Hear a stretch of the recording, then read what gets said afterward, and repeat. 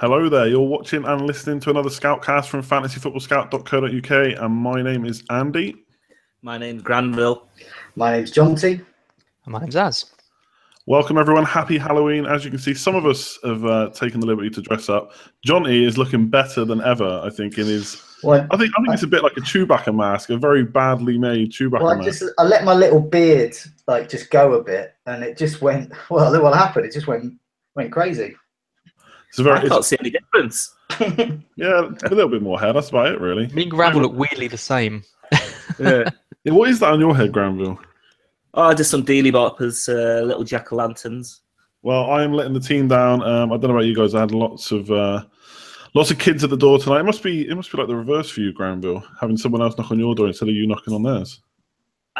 We had both, because we had people knocking on the door. Then we went out. We had to leave sweets for people who were coming to knock on our door. But when we got back, actually, all the sweets are still there. So maybe people are really polite these days and just don't take them. Yeah, I've done the rounds, knocking on doors and getting sweets, and all good fun. Good stuff. All right, let's start jumping into it. I think John T hopefully can still talk to us normally and let us know what we're talking about tonight. I am, yeah. I'm going to go through this in a second. I'm going to take this off because it's really boiling hot.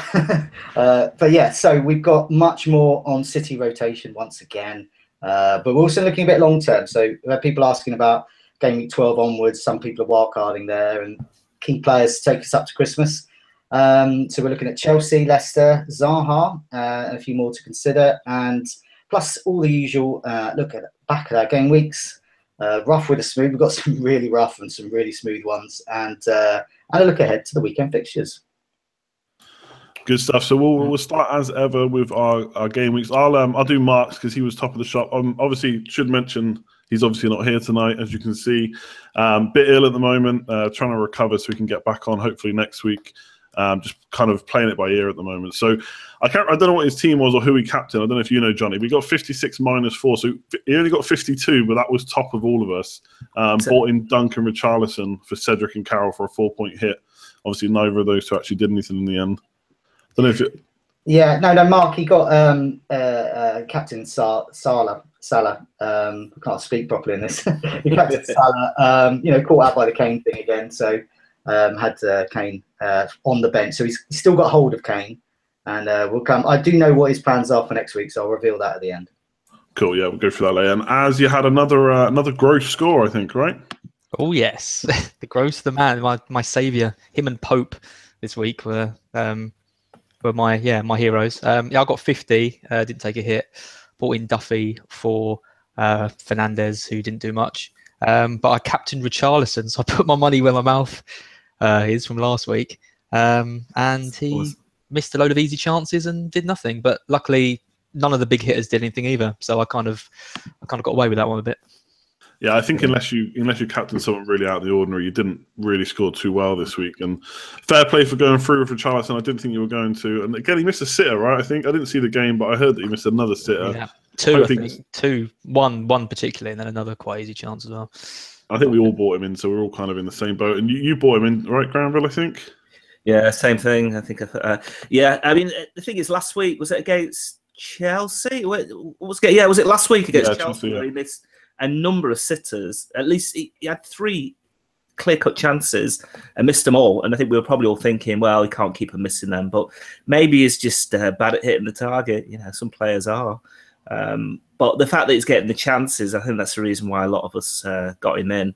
I didn't captain him, of course. I mean, sometimes it's not always good to put your money where your mouth is, because I did that last week with, was it with Aguero? And he didn't, was it Aguero? No, with Sterling. And he didn't start.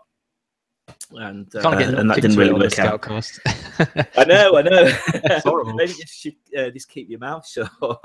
I think I captained Salah as well. I thought he was the best of, he had the best fixture. Unfortunate, really, that he missed a penalty. It was an awful penalty. He's just another one like Richarlison. He has so many chances. I mean, he's good. He will score goals, but you can expect that he's going to miss a lot as well. He's not exactly as lethal as, say, Harry Kane, and that's where I missed my opportunity this week, because as a Kane non-owner, I thought when I heard he wasn't playing, I thought, oh, this is a good chance to make up some points. But unfortunately, striker didn't do it. I mean, I had Jesus 1 point. He didn't get amongst the goals this week, and I didn't have any players in my team who got. Well, I had no double pointers. My highest scoring was Jones. So, average. Yeah. It was pretty much the same story with me. I'm bottom, so I'll come on to that in a minute. John C, similar story for you. We all kind of scored really similar. I'm going to have to take this off, so I'll take this off to reveal an even more hideous apparition. So, I got 52 minus 4. I took a bit of a risk. I thought everyone's taking hits and free chips and all that business, so I thought I'll take a hit and kind of restructure my team a bit. So I got Richarlison in. I shifted to a kind of more flexible kind of 3-4-3. 4-3, just 4-3-3, that kind of thing. So I got rid of Tom Carroll. I just don't think, he's going to get the odd 8 points here and there, but he pretty much is going to get you 2 points most weeks. So Captain Salah and Richarlison. Now, I was wooed by yourselves last week about Richarlison, but I did point out that he was very poor at home and he's very good away. And I was thinking, John T's been playing like, the Brazil squad from the 70s every week. And no, but he played the worst defence. Stoke had the worst defence there. And he didn't get a shot on target. Not only that, he hasn't had a single shot on target at home all the time. But I did say as well, if you're going to get him in for this group of 4 matches. So I've done that. I think it's a good time to take a chance on him. And especially away as well. So, I mean, on the road, he's actually sensational, I think. And I think, he's actually almost an intriguing captaincy option for this week. I think. Don't do it to me, John T. I mean, I did a little bit of research here. So on his travels, Richarlison is actually top for away shots alongside Harry Kane. That's how good he is. And he's already scored 3 and he's assisted a further 2. So he's getting the returns to back that up as well. And he plays Everton away and Everton at home. The only team that is in any way as bad as them at home is Watford themselves. So Everton are absolutely awful. So I'm hopeful that Richarlison's going to repay me after his 1 point. So that's my end of my Richarlison. Are you gonna captain him then? No, because I mean, Kane, I've got Harry Kane on my side. So Kane is at home to Palace. That's a terrible fixture for Kane. Remember what? This is where you heard it first. It's a terrible fixture for Kane at home to a rubbish team. Yeah, he's not going to score. Richarlison's going to score away from Everton. You're still going to captain Kane at home, aren't you? Yeah. Okay. Because I'd be delighted if Richarlison scores and gets me lots of points, but I will be absolutely gutted to miss out on yet another Harry Kane haul. Yeah, and I'm sure at some point later on he'll come into the conversation. I'll quickly go through my team because it does involve Harry Kane.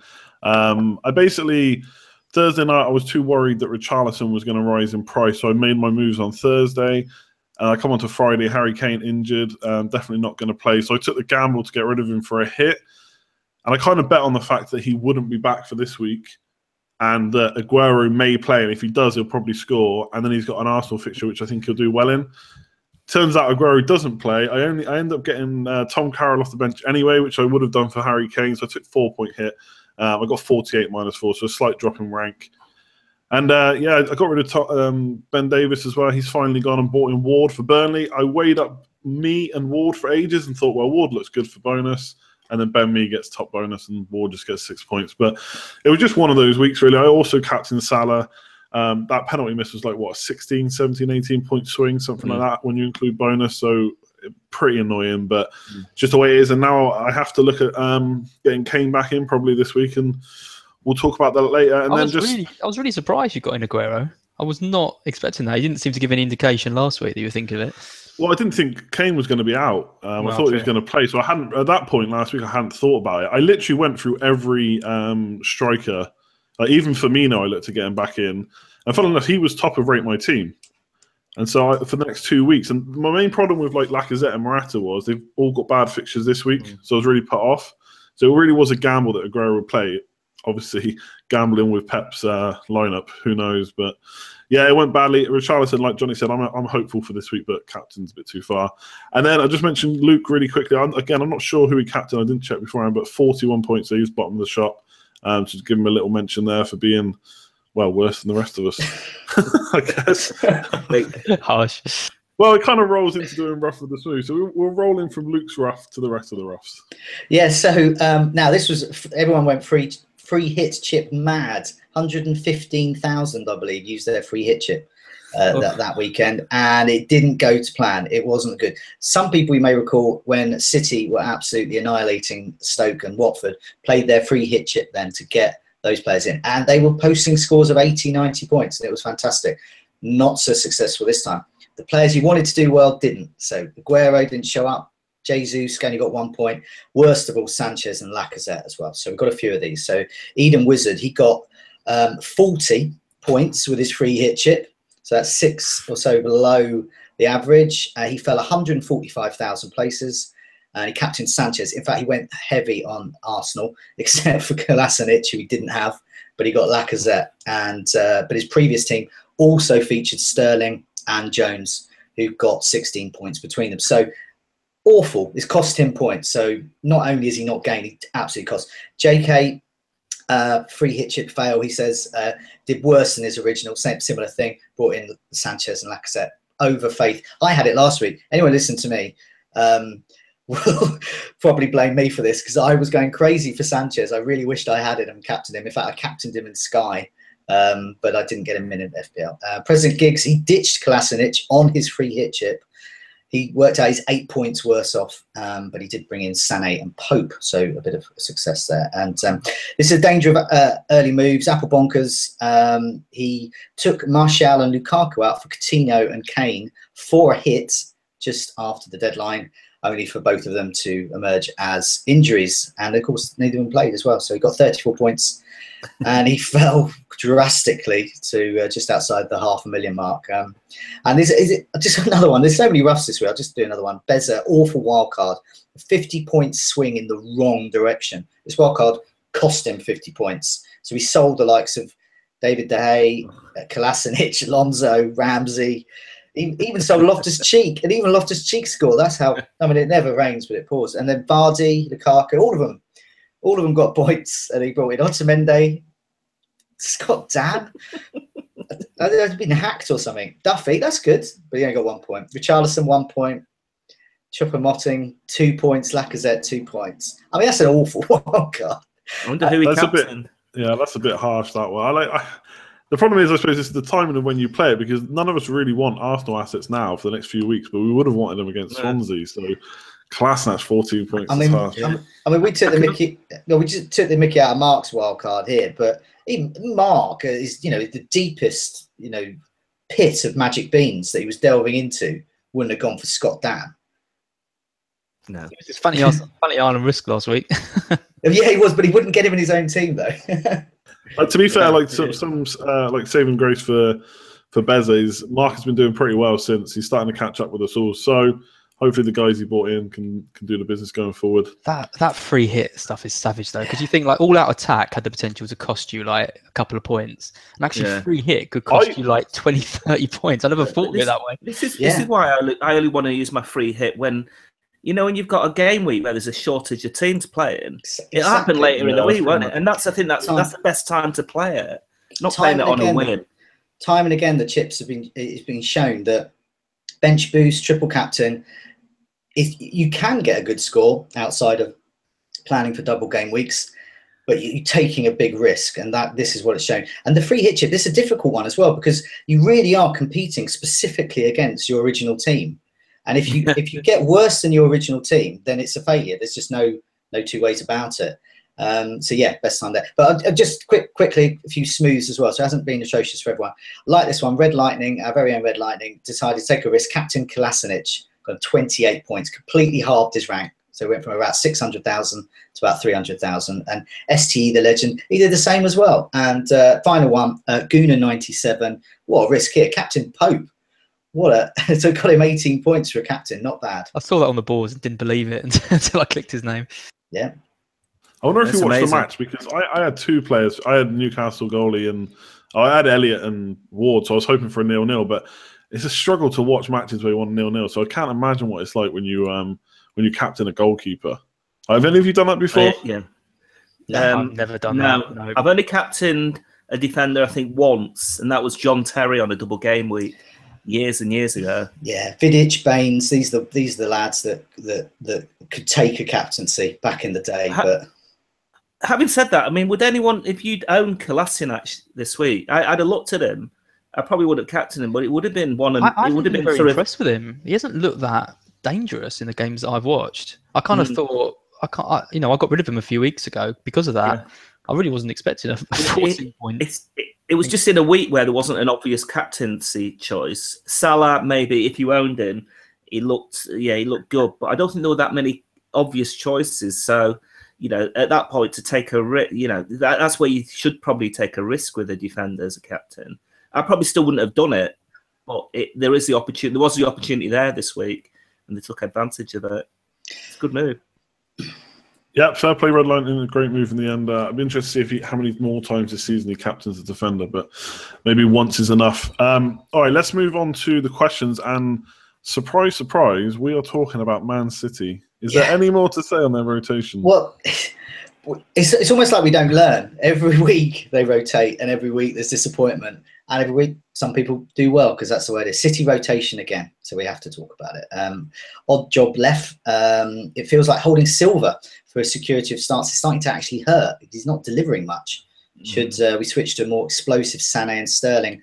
And Mike Harborough, hypothetically, if you could guarantee a Man City would play 100%, is there actually a better option than Sané? So if we actually thought he was going to, I mean, it is hypothetical because we don't know where they're going to start. But yes, Sané's been absolutely sensational. So give him a chance. And so, I mean, many have Silva. So I had a little look at my, I have Nino G to thank for this, my Ghouls imminent table for Halloween.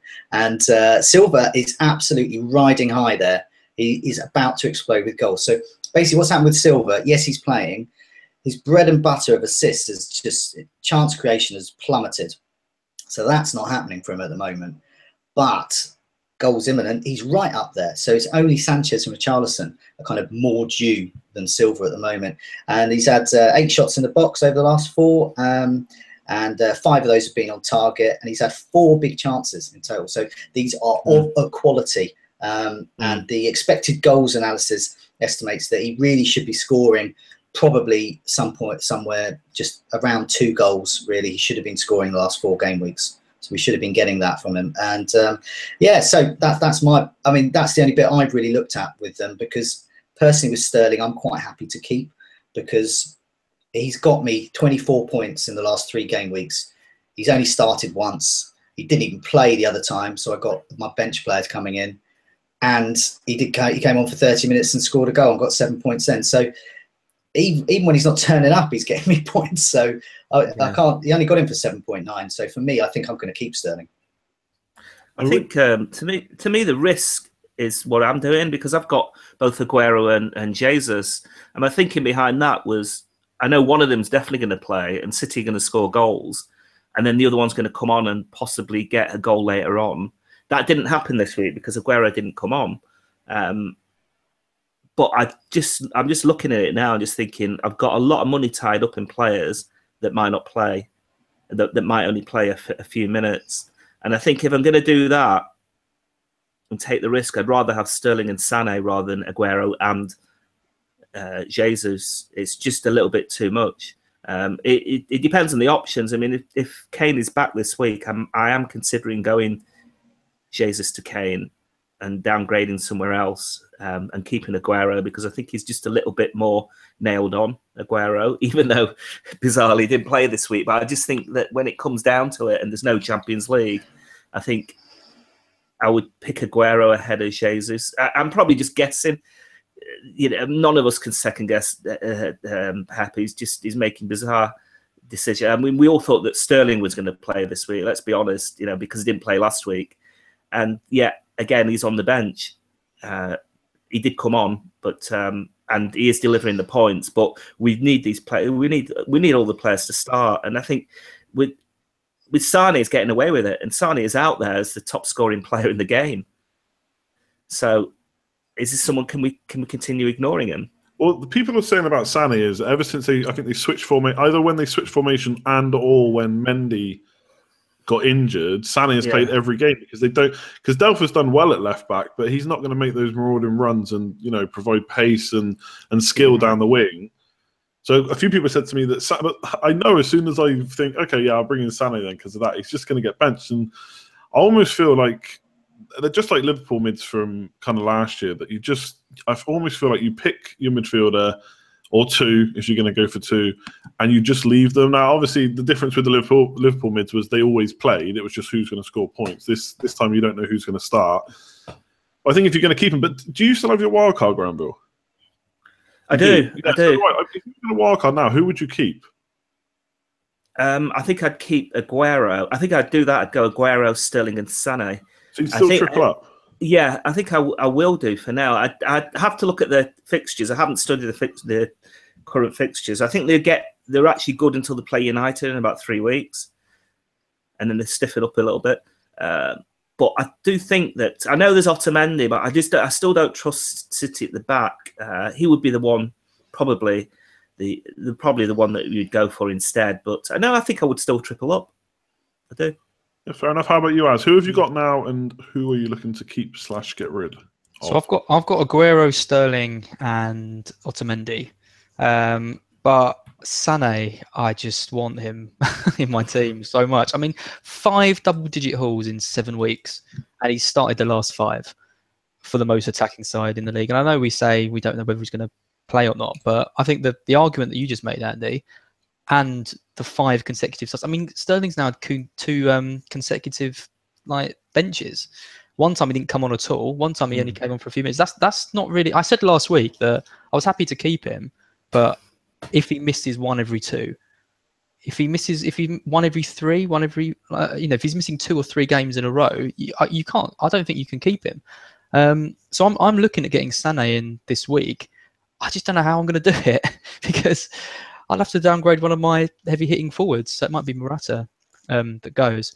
But yeah, I just think Sané he's on such good form. He might not even play in the Champions League tomorrow. He might be getting preserved for the Premier League. Didn't play in the Cup when a lot of the big hitters played.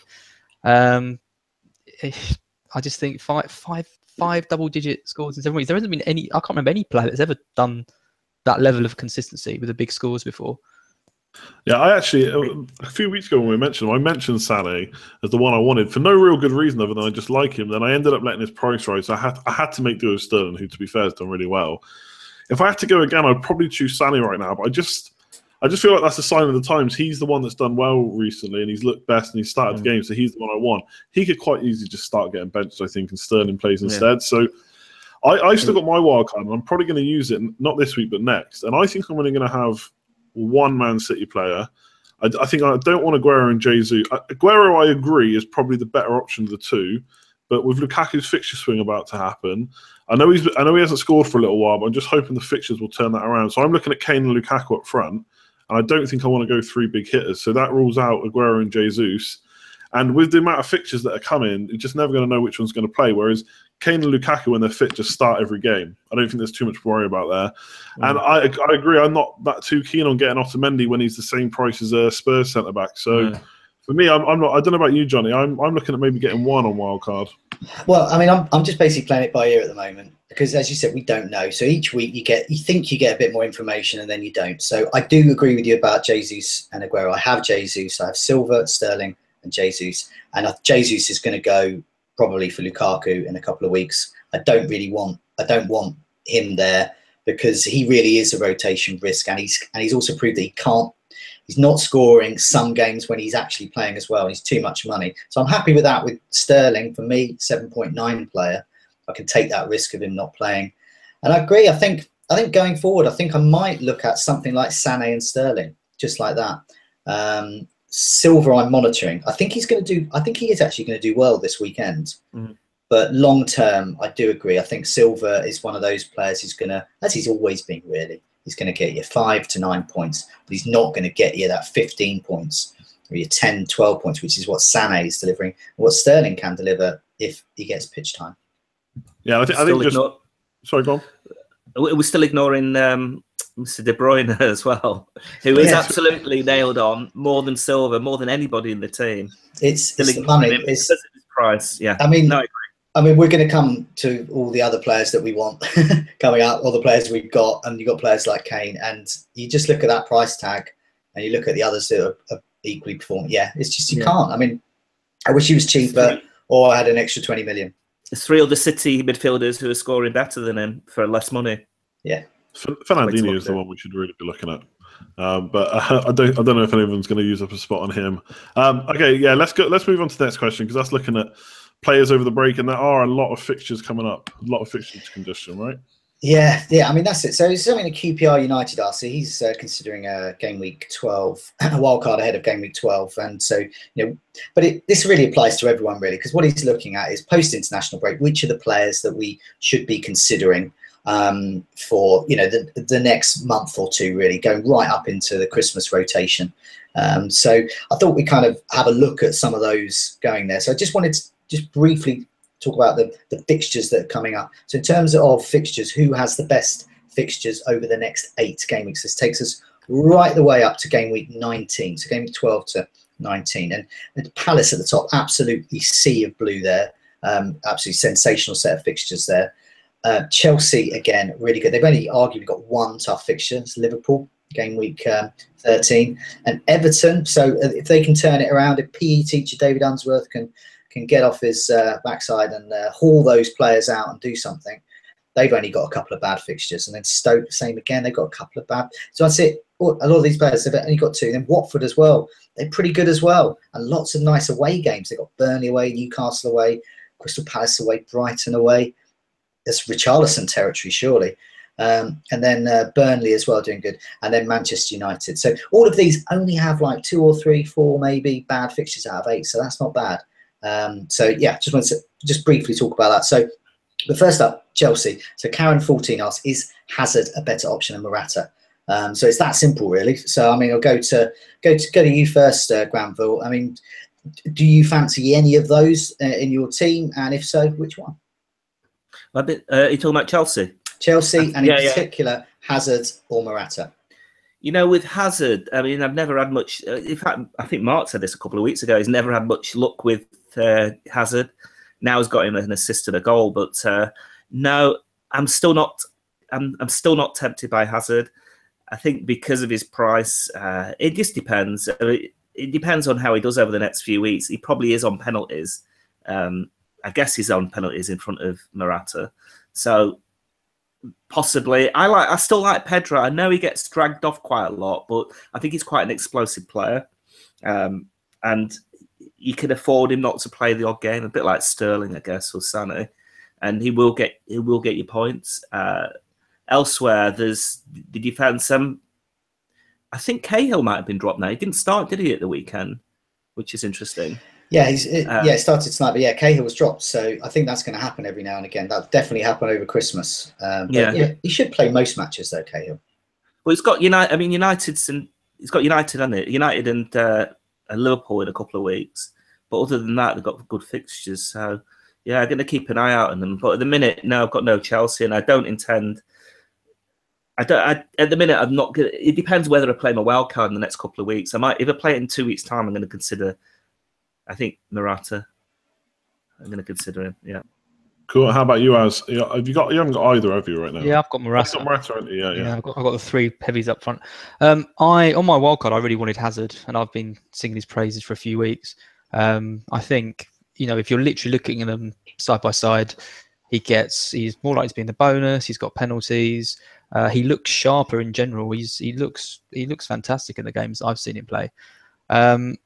But the problem is you can't really look at it in isolation, because I'd have to switch formations. So I'm looking at getting someone like Quaner, or whatever his name is, the 4.5 million forward, and Hazard, or I can go for Loftus-Cheek and Morata. So it's a playing, it's an extra spot on the bench. Do I want a non-playing forward? And I've already got a 3.9 defender. So it's difficult. I would love to switch Morata for Hazard if Hazard was a forward, but he's not. He's a midfielder, and I think there's plenty of other good options in midfield. And I'm happy with my midfield, so I'm not looking to swap at the moment, and I'll stick with Morata because the fixtures are good. But yeah, I'm quite jealous of Mark owning Hazard. I think he's going to catch him up some places to us over the next few weeks.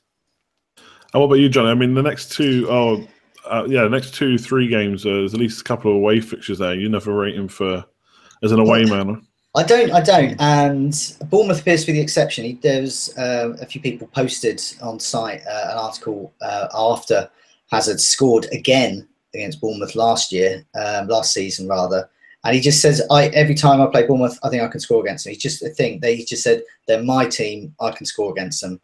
And it's proved. So basically, I think it's game week 25 or 28, something like that. Bournemouth come visiting Chelsea.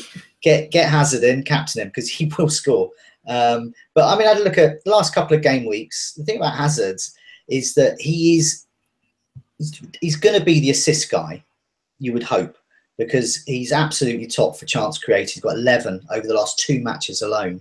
That's absolutely great for 2 matches. And no one else is near him. Pedro's got 5, Fabregas 5, Morata 2. So Hazard is the kind of Kevin De Bruyne, the Özil. He's the guy that should be racking up the assists. So I anticipate lots more there. Goal-wise, he's had 1 shot on target last couple of matches, and he scored from it. So that's the problem I have with him at the moment. I'm not quite seeing that extra goal threat that we have seen, but I think it's coming. And yeah, I do want him definitely, and I might look to get him in at some point.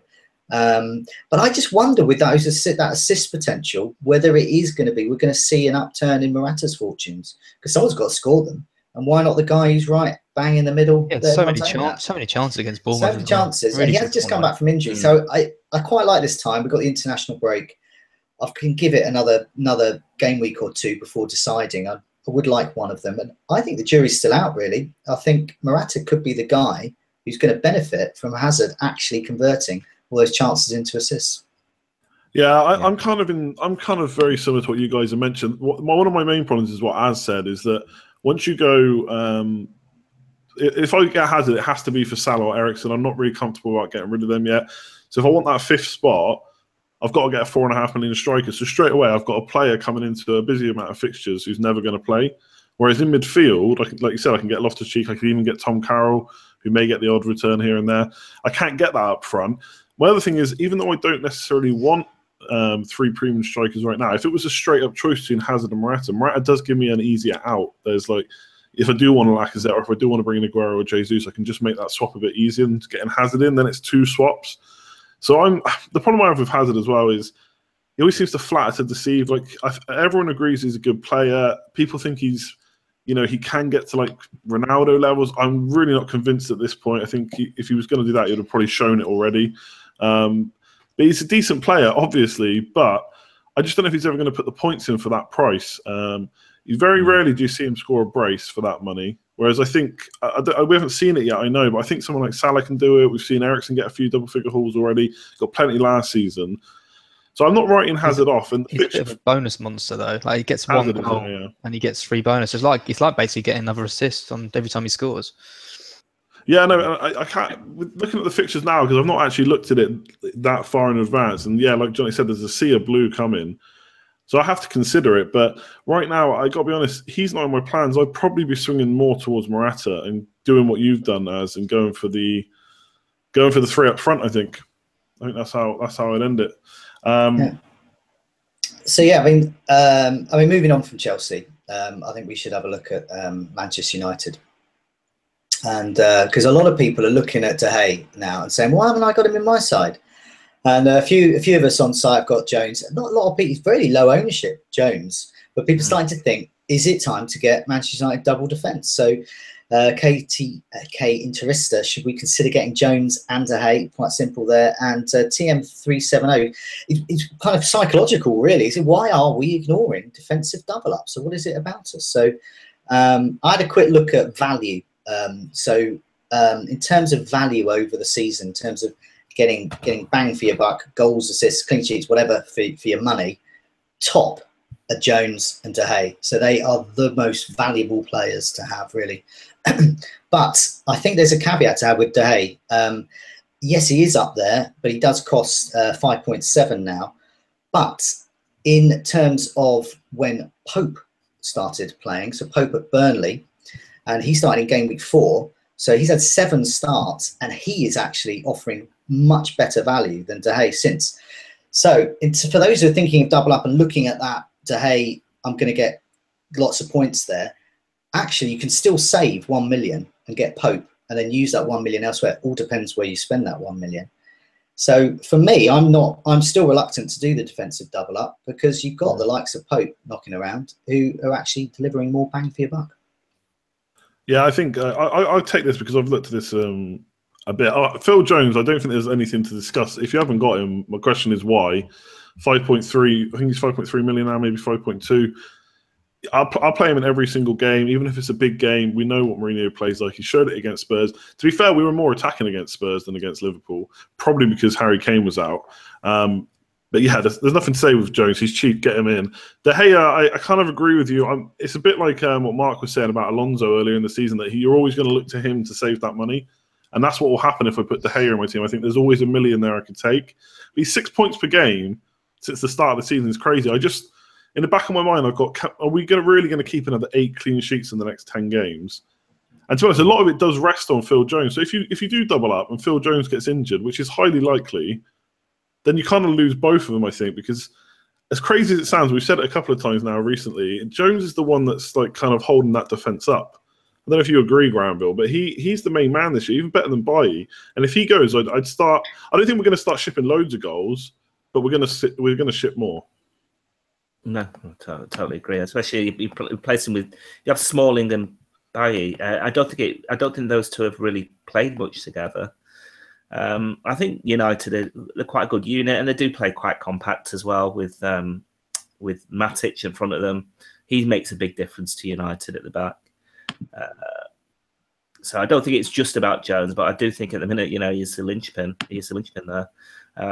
I think with United, there are. I mean, you could get. I mean, Pogba is due back, and he'll be back I think in a couple of weeks. I would have thought.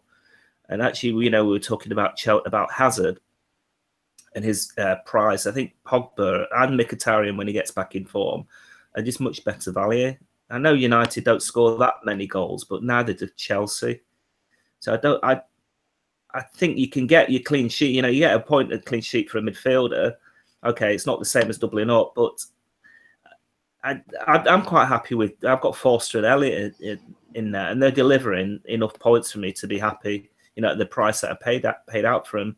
With De Gea, I just don't like spending too much on a keeper because, they're letting a goal and then you lose your points. I know United keep a lot of clean sheets, but he doesn't get that many chances. I don't know what his saves are like. I don't know if you've had a look at those, but United, he doesn't. I don't think he'll have that many saves to make, so he won't get that many points that way. So you are relying totally on clean sheets, which admittedly United are getting at the minute. But will that happen for the rest of the season? I'm not too sure.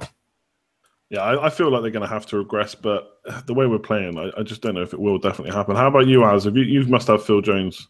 Oh, I've got Phil Jones. I took him out for a week and then brought him straight back in. I thought with the run of fixtures they had, I thought he wasn't going to get.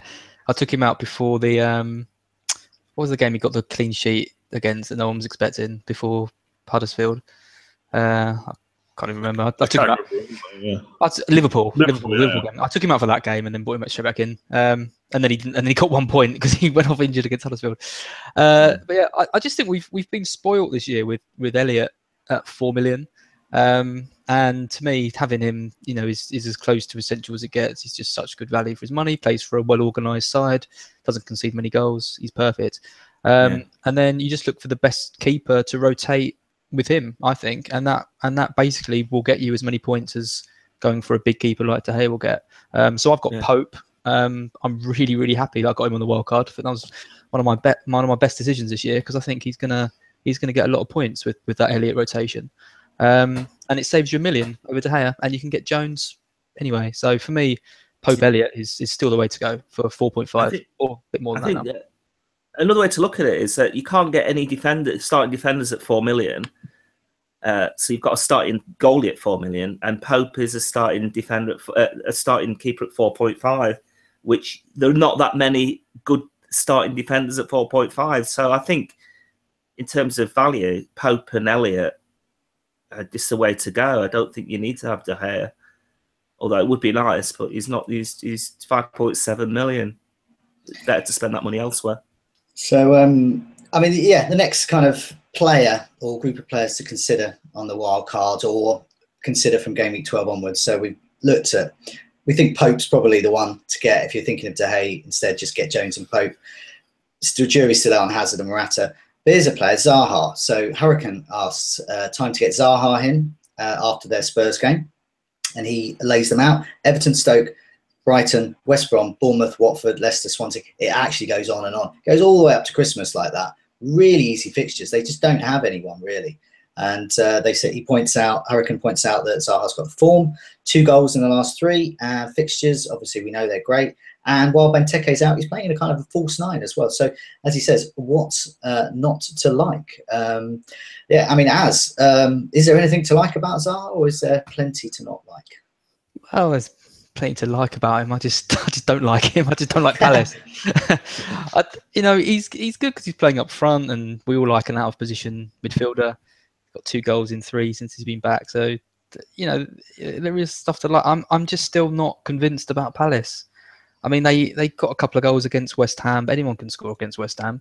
Everyone got excited about them against Newcastle, and they drew a blank in that game after beating Chelsea. So I still think there's better midfielders for around that price. I think Richarlison is better. I'll stand by him. And no one is talking about Pascal Gross, and I can't believe it because he's still in so few people's teams. And his points are great. I mean, 18-7, 3-1, 6-6-7. I mean, so consistent. He's brilliant, and and he's a lovely player. He's lovely to watch. Has this little turn and crosses the ball in, and he plays for Brighton, so that gives him added points. But yeah, I think Zaha. There's a lot of upside to Zaha because they've got great fixtures. But yeah, I just think there's a couple of better options for 6 million. Can I just make a comment? I like how a question about Crystal Palace ends up with an answer about Brighton and Hove Albion. I'm a Brighton reason fan. for that. Well, I'm a Brighton fan. We don't like to talk about Palace. You shouldn't have come to me. I actually under the notes for Zaha, I actually wrote a question: is he a better option than Richarlison or Gross? I know Gross is a bit cheaper, but Richarlison and Zaha are quite close together in price. So obviously, Az thinks Richarlison's sticking with that. How about you, Johnny? I think Zaha's better long term because of the fixtures. I mean, I got Richarlison in for these 4 fixtures. And I plan to get rid of him. So I'm already starting to look ahead, and I'm going to be dumping Richarlison when this good run of fixtures ends, and I'm going to be looking elsewhere. And Zaha's on the list if I've got a bit of money. Pascal Gross is obviously there as well. I mean, I had a little look at the underlying stats there. So last couple of matches, really, so gets a bit of immediate form. Richarlison and Zaha are actually exactly the same in terms of shots in the box there. So they're actually kind of fairly equal there. Richarlison's cheaper. But Zaha hasn't had any big chances, so chances of quality, whereas Richarlison's had 4. Well, that's good. So at the moment, Richarlison is the better player, but I think long-term with those fixtures, I think Zaha, and I'm personally going for Gross, I think, because I think I'll need that money. But I just wanted to mention, well, now it's the top player, so I did a little table of players at 7 million or below midfielders, and the best is Ramsey. He's another player everyone's ignoring, Aaron Ramsey, 9 shots in the box. 2 goals and an assist. Lots of nice big chances. He's creating chances. He's getting shots on target. He's getting close range shots on target. He's great. So when Arsenal's fixtures improve a little, so I'm just hurriedly trying to find a look at Arsenal's fixtures now. They're not great. They're a bit mixed, but I would say after Manchester United in game week 15, game week 16, there's a nice little run of Southampton, West Ham, Newcastle. That could be a time to get Ramsey in if you've still got Richarlison and you fancy splashing the cash.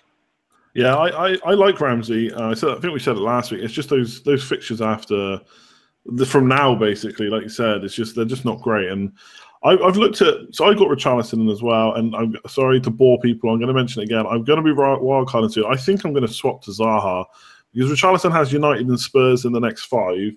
Looking at the stats, Zaha's not that far behind in the last 4 weeks for shots in the box. He's got more shots on target in less minutes as well.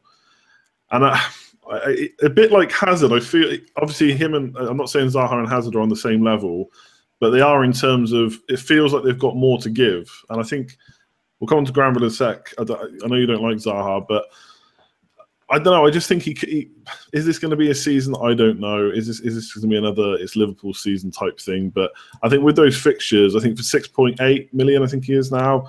he's worth a go. And if you've got that luxury of swapping on a wild card, then I would probably do it. Obviously, if you've got Richarlison, you don't swap now. But yeah, if you've got a wild card, I think I'll make the swap. Granville, you're not a Zaha fan, are you? Well, there's another thing in the mix here, and it's Loftus-Cheek, who I do have, and do I really want to be doubling up on Palace midfielders? Not too sure about that. I'm willing to stick with him. Yeah, I know Mark has been bigging up Loftus-Cheek quite a lot, and he does often play behind the striker. I'm not sure where did he play at the weekend? Yeah, he did. He played backing Zaha. So maybe I know his stats aren't quite as good as Zaha in terms of shots and target, but at the same time, I do think that I know he didn't play a couple of weeks ago, but I do think that at 4.5 million, you can afford to have him in your team and not worry about it. I think with 7 million, because you mentioned about Ramsey as well, 7 million is an awkward price. That kind of middling price, because I can't see a way of me actually getting a 7 million midfielder without downgrading one of my strikers, and I don't want to do that quite at the minute. And if I was going to downgrade a striker, it'd probably be for a City midfielder, and that's where the money would go. I'm just not sure where I'd find 7 million to upgrade, say, Atsu for 5 million. Yeah, you'd have to downgrade like a City mid or something. Like on the kind of Loftus-Cheek and Zaha point, yeah, fair enough. When you put it like that, doubling on Crystal Palace, it doesn't sound good. But I would just look at him in isolation. Like I think Loftus-Cheek is the best. Most people have got him as their fifth. I'm never going to play in midfielder, but it's great if he does come on. So I think it's fine to still have him and Zaha. And yes, that's an awkward price. But when you've got like Ramsey and Richarlison, at least there's a couple of players you can swap to. So yes, when you say it out loud, doubling on Crystal Palace attack sounds horrible. But I think it's viable. I just don't know if he's going to suddenly start beating Richarlison for points. I think Richarlison's still going to do well. They need to show a bit of form first. They need to get a win against one of these low-ranked teams, or just someone other than West Ham. Just get a couple of goals against them, and then maybe I'll start to consider him.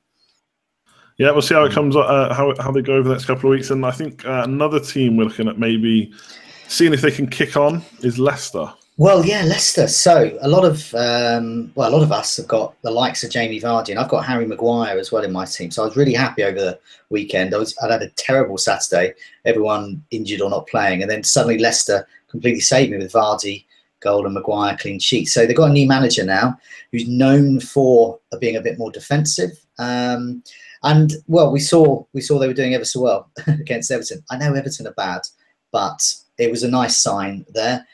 So we've got a few questions here. Corgs, does anyone think Leicester defence would be a good investment under their new manager? Midland Saint, is Vardy a better option now than he was before?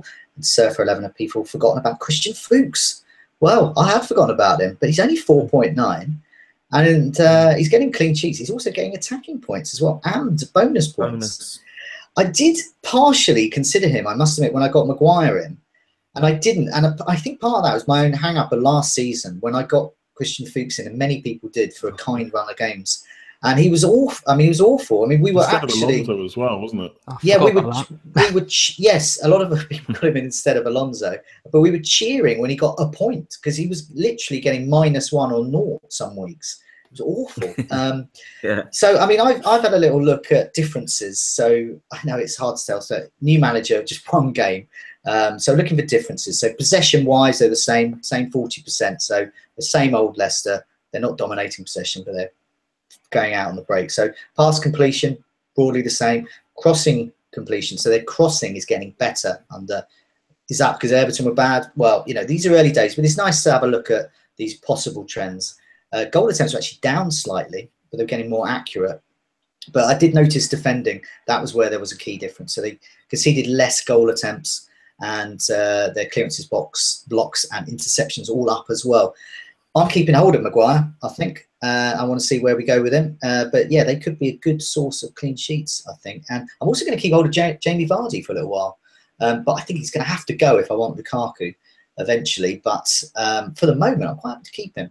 I just wanted to point out, he's playing Stoke this weekend. In the last 4 encounters with Stoke, Jamie Vardy has scored 3 times. So in 3 of those, 3 out of 4. So that's a pretty good success rate. He likes Stoke. How about you, Granville? Have you got any Leicester players? Do you have Vardy? No.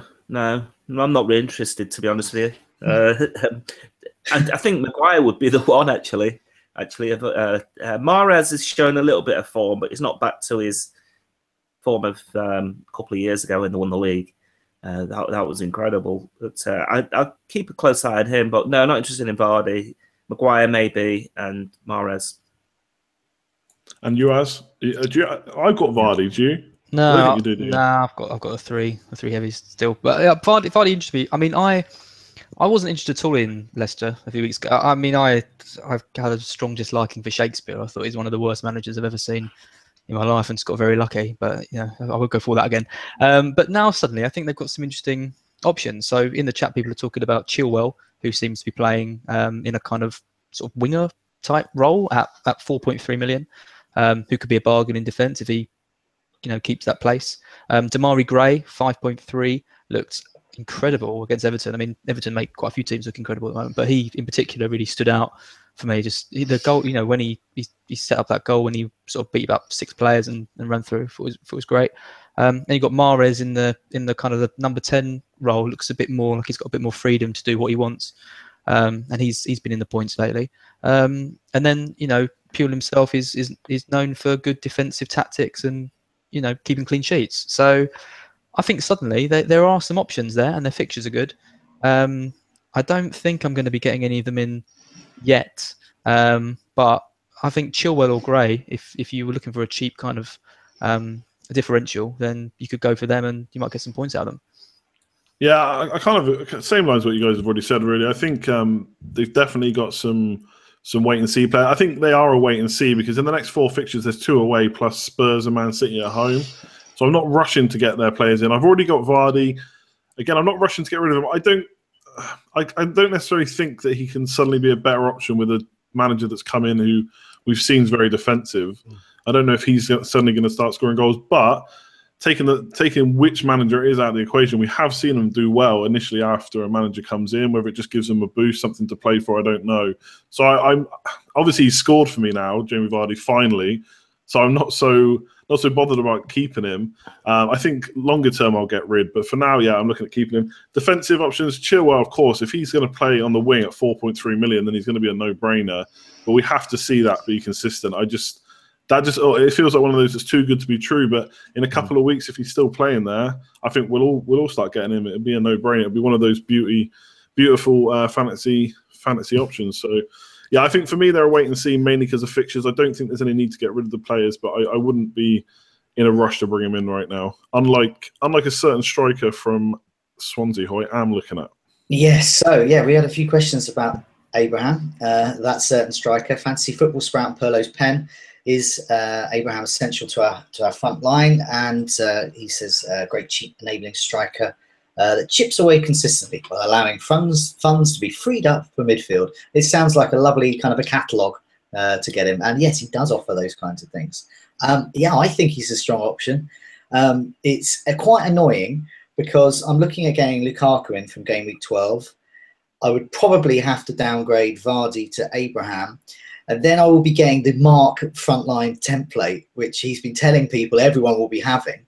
And of course, now I may be happy to hear that. I'll very well have that. But what will happen, and as I'm sure Granville will back up, as soon as everyone gets the template that Mark says everyone will have, he'll be off somewhere else, and we'll all be left with all these duds while he's flying off somewhere else looking for.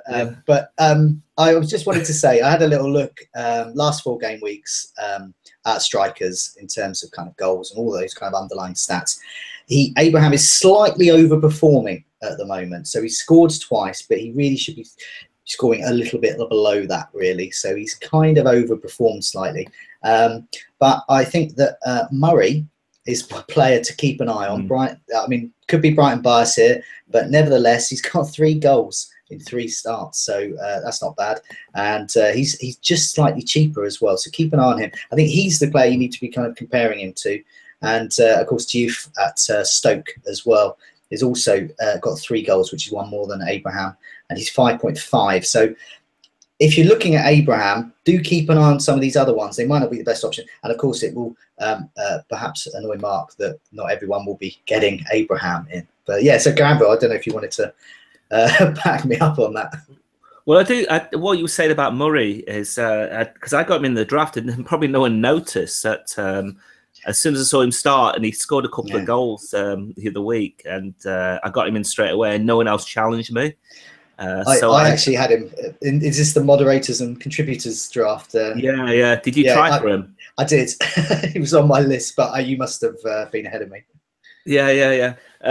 Because I know what a good goal scorer he is. I think I guess his age goes against him, and I don't think he'll be playing every week to the end of the season. But I think whilst he's playing now and whilst he's in form, I think he's a really, really good option. And that header that he scored, I don't care what anyone says. I don't think the goalkeeper could have got to that. I think they were really harsh on Forster.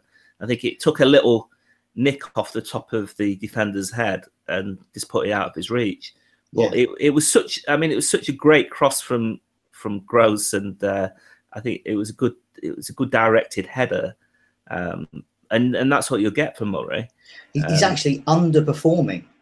His expected goals is around 2 for the last 4 game weeks, and he's got 3, so he's actually doing better. I mean, shots inside the box 7, 5 on target, so he's close and he's accurate, and that's the key. It's that accuracy there. So he's like kind of anti-Richarlison.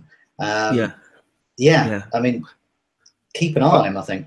Definitely. Sorry, and I think Abraham, I mean, going back to Abraham, I think obviously is at that price is probably the best pick at this minute.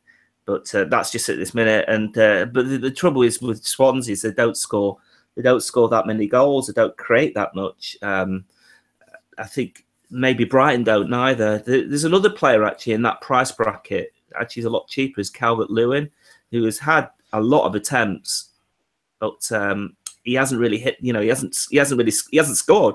I don't think he's scored for weeks. I think he scored at the beginning of the season, but he's looking dangerous in terms of his chances for his price at 5 million. So if he starts scoring, he might be an option. Yeah, I mean, in terms of Abraham in particular, I'm looking at him mainly because of his price. But I do have the words you've just said in the back of my mind that he's that third choice forward who looks good right now. But how long will that be? And as soon as he's not the one, will there be another option, or am I then trying to find another third forward that I like? And that's been a struggle this season. So I really want to move to 3-5-2, but it's just that cheap forward option. I just don't know. But Abraham's currently in my plans, like Johnny said, stats are looking pretty good. He's kind of, whichever way I order them in, he's kind of about middle range when I compare all the top strikers. Will Barney affect him when he comes back? I don't know. Swansea aren't going to score many goals, but if they do, they'll probably go for Abraham. So we're going to come on, we'll go to as a set. We're going to come on to budget defenders to finish off, I think. I'm actually looking at maybe beefing up my defence slightly. And one of the ways I think I'm going to do that is with Abraham. And it's basically him or Morata. And then obviously Morata means I have to go with a cheap defence and maybe some bench fodder going into some tough fixtures, or I just go Abraham and spread that money around. And that's currently what I'm looking at. And I don't know about you, I was going to call you Abraham then. I don't know about you, Az. Obviously, I know you've got 3 premium strikers, so chances are you're probably not looking at bringing him in. But do you think he can do the business for other people that are considering him? Well, I mean, I had Joselu for quite a bit. And I think, like you say, it was so difficult to take him out because he went a couple of games without scoring. I wanted to get rid of him, but without taking a hit, even 8 points to get to someone I wanted, it was too hard. So that's why I've gone for the 3 up front, because I think the strikers that you want are 8.5 and above. So having 3 strikers, above that price lets you swap and change when things start going wrong. If I was to pick a budget option, I'd go for Abraham. He's doing well for Mark. I don't think Swansea are the best attacking side in the league, but he looks like a quality player, and I think Chelsea have got a good long-term prospect with him. On Murray, I worry about the fact that he's getting on a bit. Hemed's now back from his ban and lurking, and over Christmas, I just can't see Murray playing every game. So he's too risky. I mean, a 5 million striker who doesn't play for the most prolific goal scoring team in the league and is a rotation risk seems like a bit of a no-no to me. At least with Abraham, you get a kind of nailed-on player, and a player like Calvert-Lewin or Joselu or someone you think they're probably going to lose their place fairly soon. But Abraham seems the most secure, so he'd be the budget one I'd go for if I was to pick one. Yeah, the only other one that people have started mentioning, I just think there's too many other players there to see him get a run in a run of games, is Wilson at Bournemouth.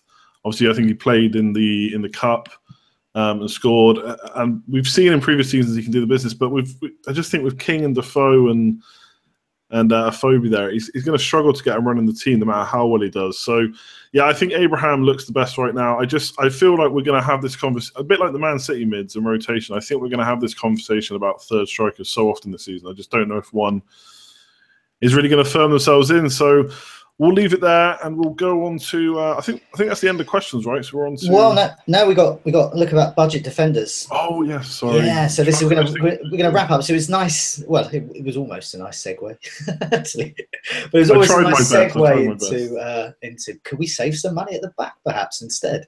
And the rumor mill asks, who are your budget defenders of choice for the next 6 to 8 game weeks? He's considering Daniels, Francis, some Burnley defenders, perhaps Watford.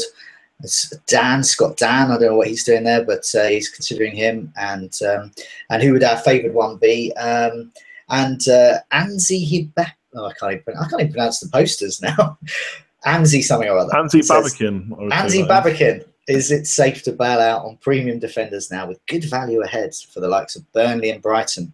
And Shotgun NUFC adds in, is the biggest lesson this season you need a fully functioning bench with talking about win-backs, attackers, etc. But that does mean no room for those 4 million types. So yeah, I mean, as we said, we've been through that season ticker there. If for some reason you back Crystal Palace defender, well, they've got a massive seared blue. So get Scott Dan in if you are minded to believe that he will become the Scott Dan of old. Other than that, I mean, I've just listed a few here. So I think Leicester looking good, Maguire, possibly Fuchs, possibly Chilwell. Keep an eye on that. They can be played in happily, I would say, in 5 of the next 8. I think that's not bad. Brighton, Duffy or Dunk, they're the most nailed on there. They can be played once again 5 in the next 8. Bournemouth, Daniels, looking, we know that he's got an attacking threat. Once again, he's a 5 in the next 8 man. I think you can probably play him safely there. Swansea, yeah, they're still pretty good defensively. 6 in the next 8, I reckon. There's a I'm not saying they're going to get 6 out of 8 clean sheets, but you would at least hope. There's hope there in 6 of 8. There's 2 fixtures there. They probably wouldn't. Burnley, of course, at home, and then also I think they're doing better away as well. So take your pick there. They're all kind of interchanging really in terms of who's getting the bonus. And then the final one, really Stoke. I think they're a bit up in the air really with their defence at the moment. But they've got 3 good home games in the next 8, so we know that they can be quite handy at home. So Vimmer perhaps. If we think he'll get a start. So there's just a few that I've found there. Yeah, I think Shawcross is back now for Stoke as well, right? He's only been back recently, so he might help. Who have you got your eye on? Any of those players, or are you thinking outside of the box? Well, my top tip after my roaring success with Richarlison last week is Duffy, who Jonty mentioned. He had 2. It's not like you to tip a Brighton player. Well, no, this is purely from a stats analysis. I'm leaving my bias, at the door. Kind of. No, I think, and I said it last year about Maguire when I watched a few games that he played in when he was at Hull. I think there's something about Duffy which tells me he's getting a 10, 15 pointer one week soon, and you can laugh, but he seems to be getting into the right positions like a good goal scoring defender does. I mean, his finishing is awful. Like he had 2 fairly good chances at the weekend and fluffed them both. But when you see your centre back getting in those positions and at least shooting, and even if he skies it, it's still a good thing to see if you own them. So Duffy at 4.5 would be my pick, and then Chilwell obviously at 4.3 if he can nail down that spot on the left. Sorry, but I can't unmute my mic. How about you, Granville? Actually, I wanted to sort of pick up on something else that you mentioned about having strong benches, because 2 weeks ago, not this week, the week before, I had 5 players who didn't start out the blue. I guess you can say that when City players are not starting out the blue, it's not really out the blue because you sort of have to expect it. But still, I had 5 players who didn't start, so I didn't even get 11 out. I only got 10 out, I think. which is really, really frustrating. And now I look at and even this week I had Aguero and Sutton who didn't start. So I think it's a really good point that you need to have 15 starters or 14 starters, not including the keeper.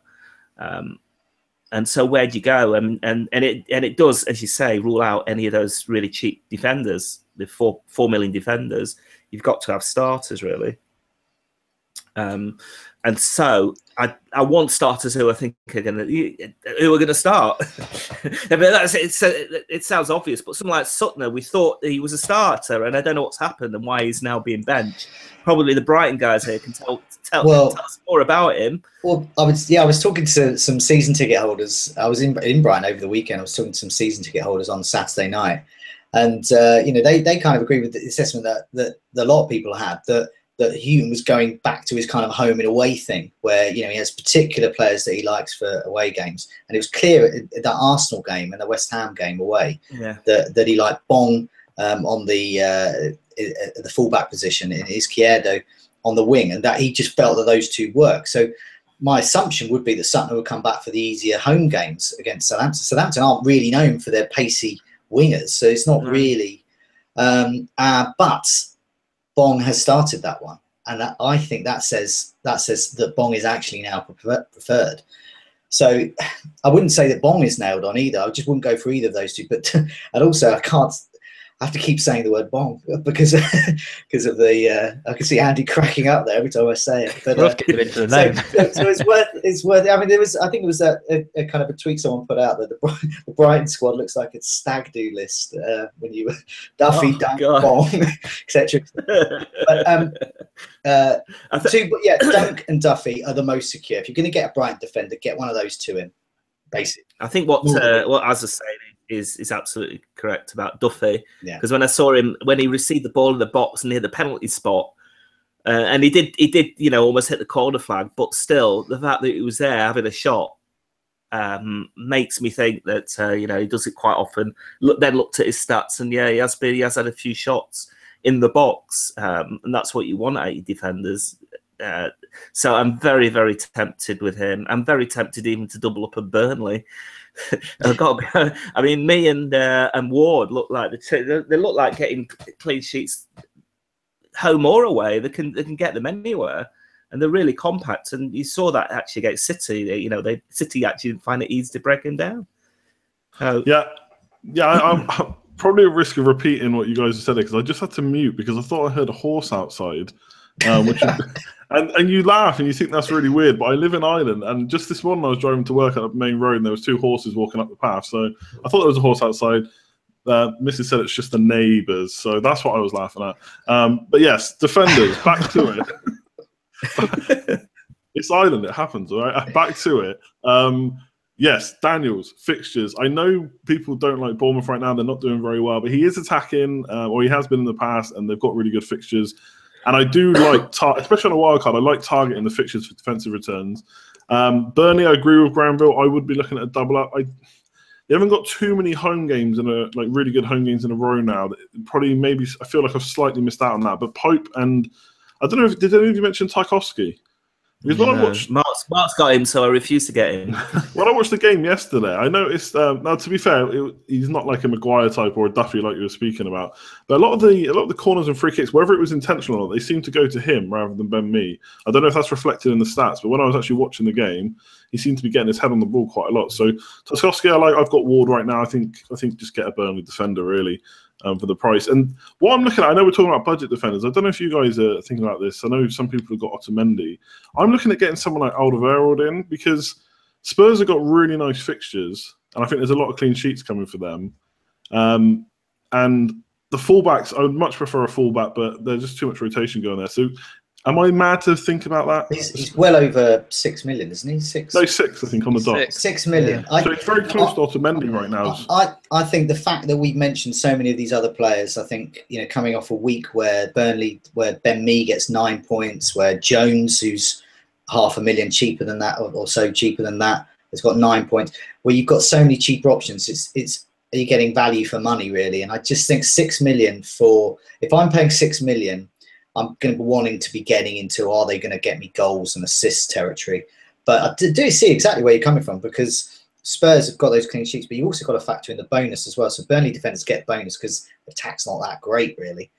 But Spurs, well, they got Harry Kane, Dele Alli, Christian Eriksen, definitely. You've got a whole bunch of players and their fullbacks as well. Whichever fullback plays tends to get bonus. And they're going to be stealing them off Tobier. So I wish it was a bit cheaper. I'm tempted though. The reason, I've got Otamendi, and I feel very uncomfortable not having a Spurs defender, and I have done for the last few seasons.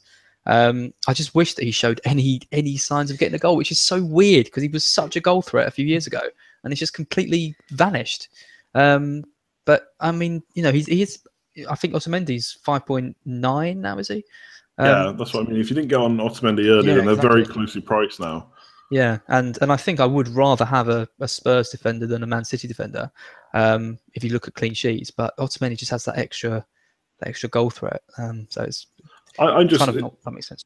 Probably a conversation for a future Scoutcast. But I'm basically looking ahead to the fact there's a lot of fixtures coming up, and maybe defence is where I'm going to aim my money for a surety of starts and maybe some clean sheets. But look, we'll talk about that. Alderweireld, cheap defenders. Yeah, there's loads of them.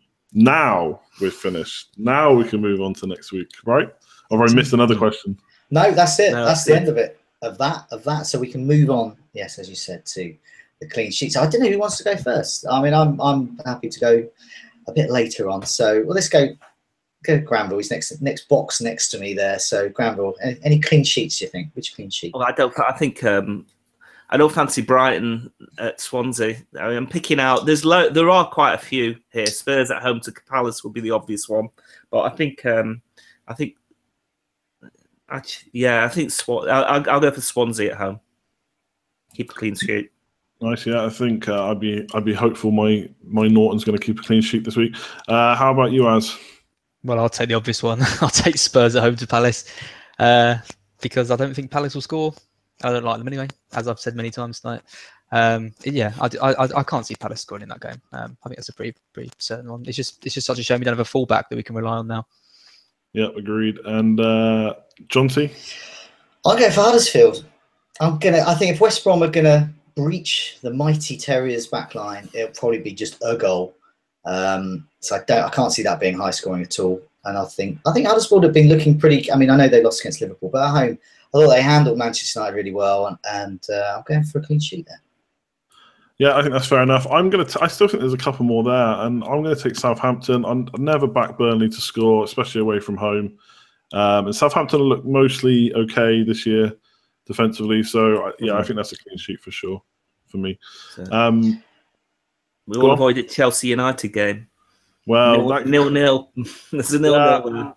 I'm a bit worried about that because I don't know. Hazard does have a tendency to torment us at times. I know Herrera did him in the cup, but he didn't do so well in the league game. So we'll have to see how it goes. It could be a 0-0 like Spurs United was, but I worry about Hazard and Morata. I was reading something about we got Chelsea to blame for Mourinho getting all these clean sheets against the top sides, because after they got hammered by them, he kind of shut up shop and hasn't wanted to concede as many. So I think it's 0-0 written all over it, I think.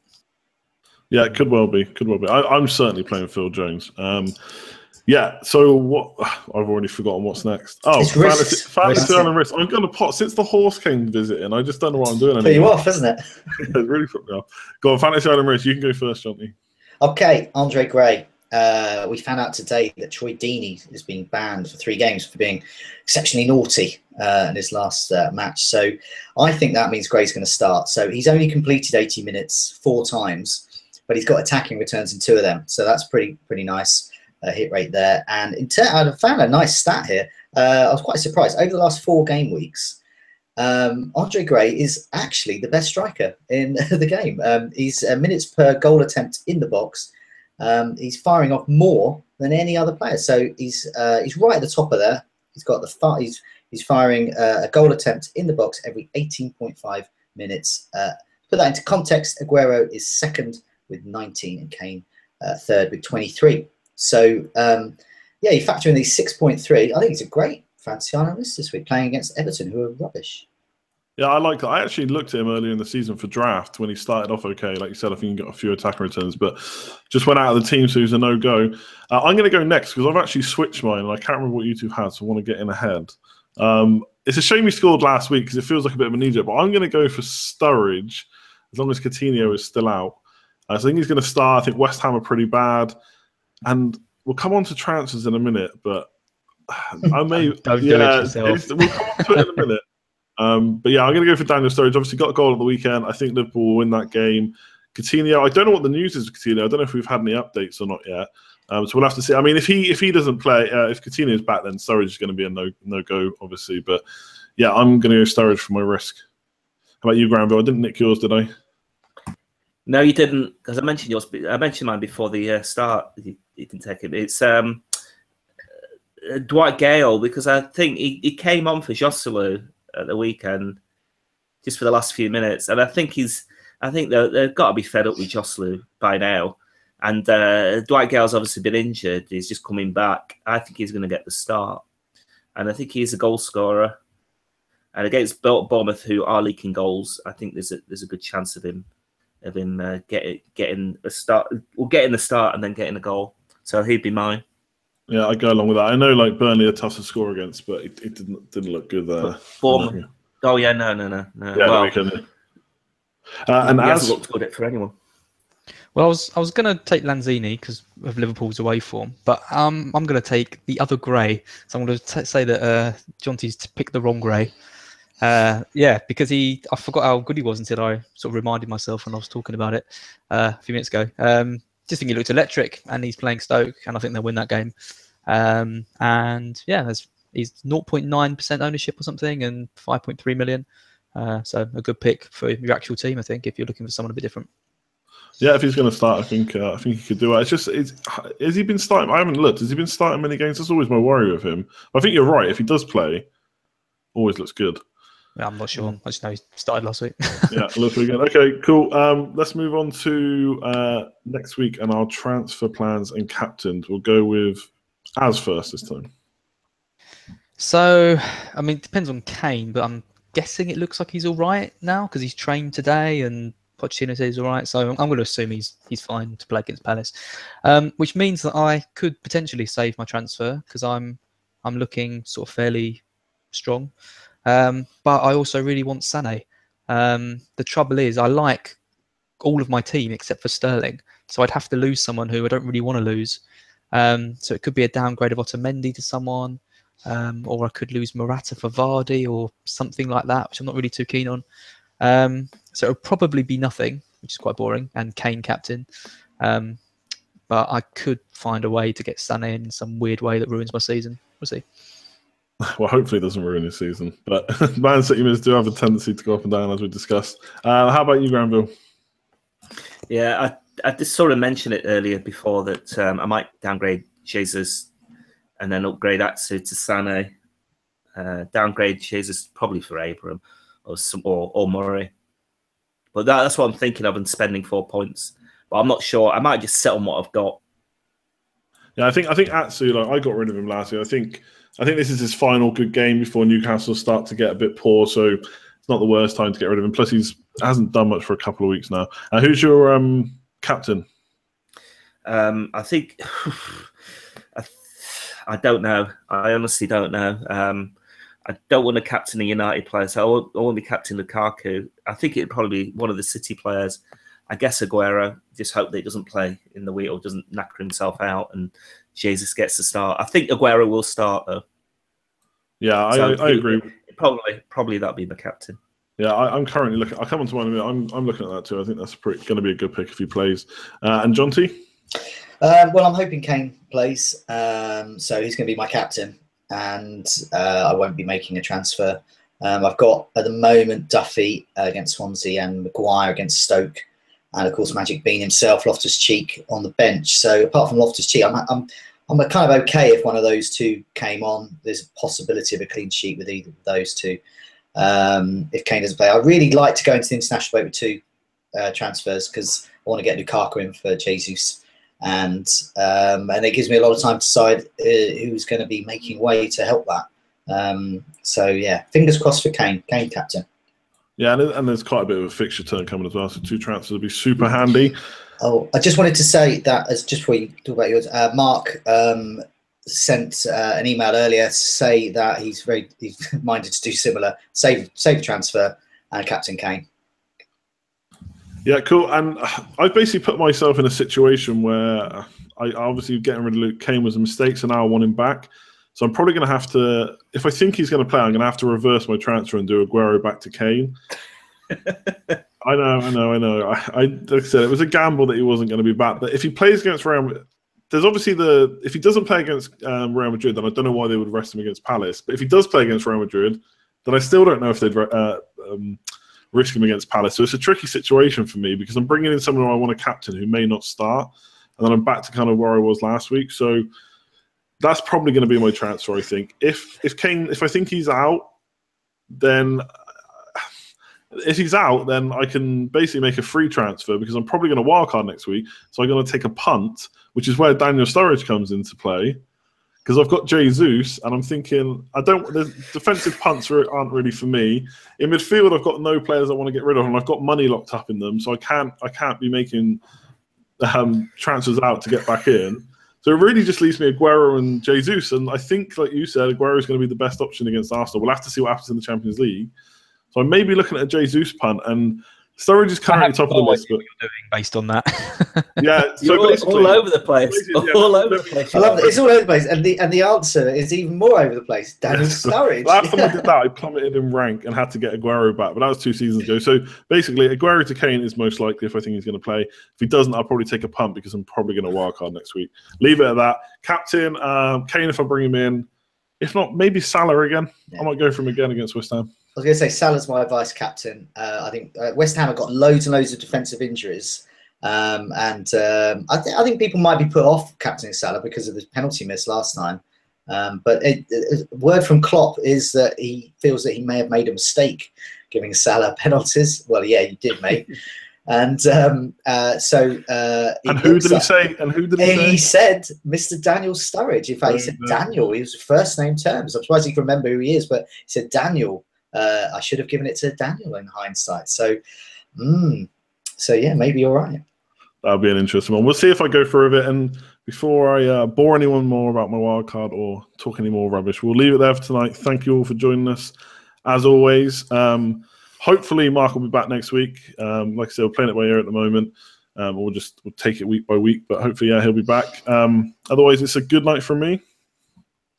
Happy Halloween. Good night. Good night from me. Good night. Good night, everyone.